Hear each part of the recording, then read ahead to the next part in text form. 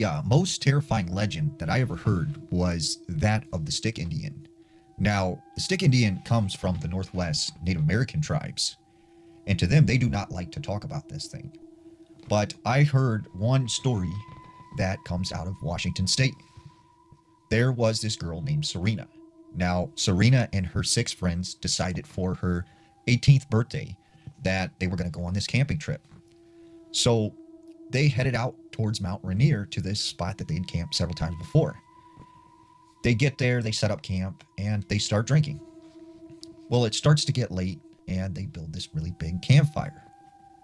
As they're sitting around the campfire, they begin to tell ghost stories. And one by one, each person goes and tells a story.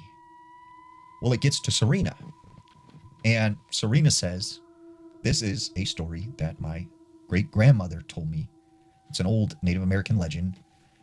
Apparently, there were these things called the Stick Indians. Now, the Stick Indians were this normal tribe that lived peacefully amongst the other tribes until one year they had this very bad winter, and there were no rabbits, no deers, nothing to hunt. So they began to starve, and they lost all this weight. Their skin, was pulling up against their bones. Their eyes sank into their face. They started to lose their hair, and all that would remain were these little strands of stringy, long black hair.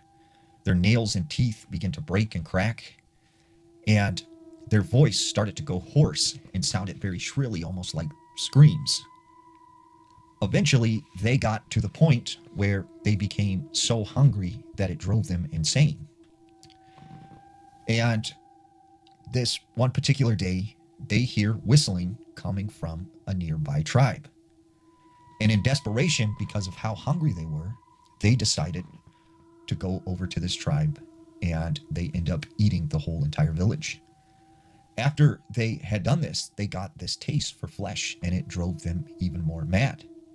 And it's said still to this day, they have this taste for flesh.